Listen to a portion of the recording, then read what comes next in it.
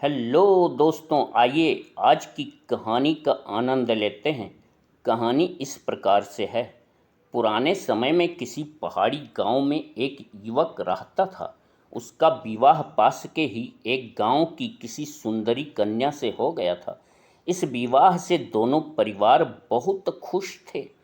युवक विवाह करके पत्नी लेकर अभी घर आया ही था कि प्रथा के अनुसार घर के सभी बड़े बूढ़ों सगे संबंधियों का चरण स्पर्श कर आशीर्वाद प्राप्त करने निकल पड़ा।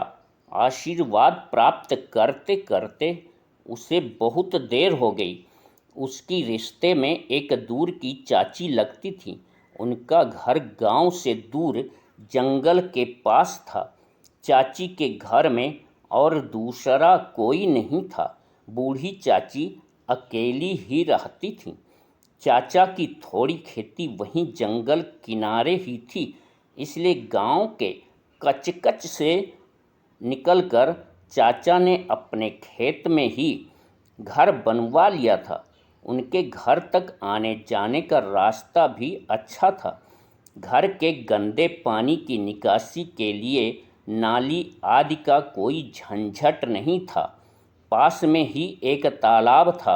घर की नाली को उसी से जोड़ दिया गया था, जिससे घर का सारा गंदा पानी उसी तालाब में चला जाता था। ग्रामीण विद्युतीकरण योजना के तहत उनके उधर से ही विद्युत लाइन गई थी, इसलिए उनके घर विद्युत कनेक्शन भी हो गया था।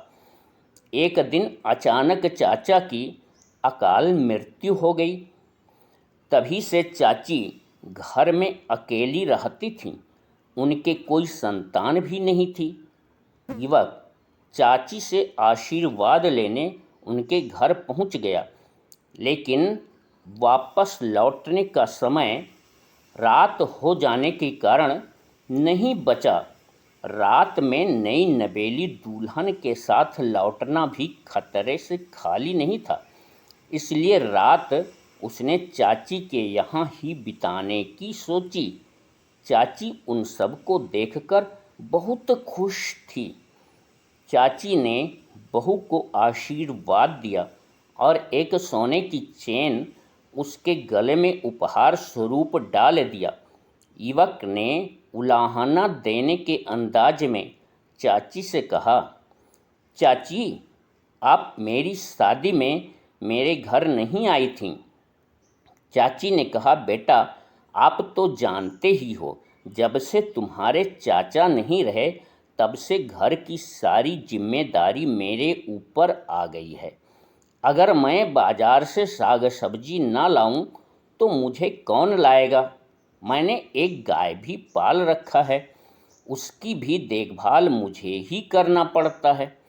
एक और सबसे बड़ी बात है, जिसके कारण मैं कहीं नहीं आ जा सकती। पास के पेड़ के नीचे एक नाग देवता रहते हैं। मैं हर रोज़ स्नान करके उन्हें कटोरे में दूध भरकर पिलाने जाती हूँ।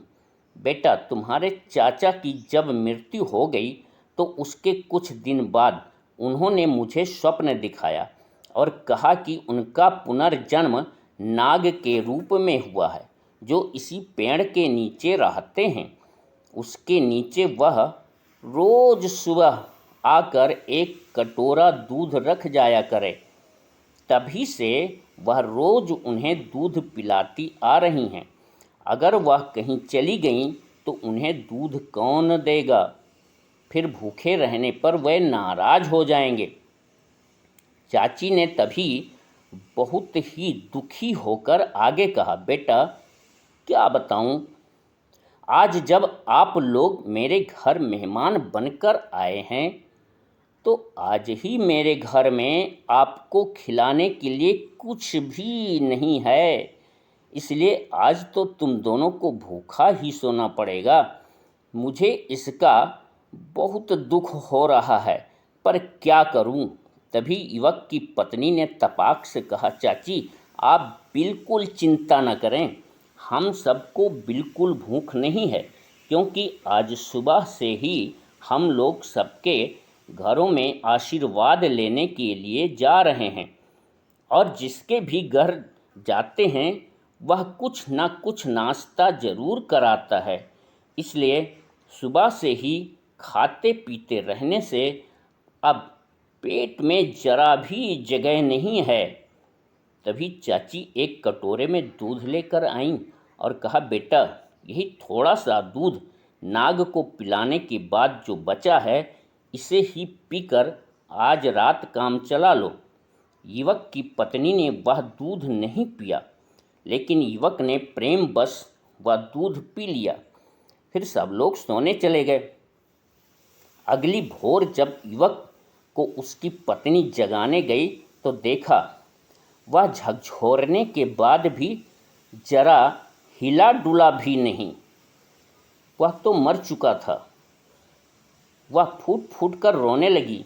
युवक और युवती दोनों के घर वालों को इसकी सूचना भेज दी गई। युवक के घर के लोग युवक की कर्म क्रिया की तैयारी करने लगे। युवती के माँ बाप आकर युवती को अपने घर लिवा ले गए। कहते सांप के डसे व्यक्ति को जलाया नहीं जाता, इसलिए बूढ़ी चाची शव को पेड़ के नीचे रखकर नाग देवता से युवक को जिंदा करने की प्रार्थना करने लगी। नाग अपने बिल से निकलकर बाहर आया और युवक के शव से विष खींचने लगा। नाग ने सारा विष खींच लिया। युवक ने धीरे धीरे आंखें खोल दीं और उठ बैठा, लेकिन सांप अपने ही विष के प्रभाव से गिरकर तड़पने लगा और मर गया। युवक वापस से जिंदा हो गया था। युवक के घर के लोग बहुत खुश हो गए, लेकिन युवती के पिता ने इस बीच तुरंत अपनी बेटी की शादी दूसरे जगह कर दिया। युवक अपने घर आ गया। कुछ दिनों बाद फिर युवक की शादी किसी दूसरे गांव से किसी दूसरी युवती से हो गया। तो इतना सा ये वीडियो है। दोस्तों, आपको वीडियो कैसा लगा? वीडियो में क्या क्या कमियां लगी, प्लीज़ कमेंट में लिख दीजिए। वीडियो देखने के लिए आप सबका बहुत बहुत धन्यवाद है।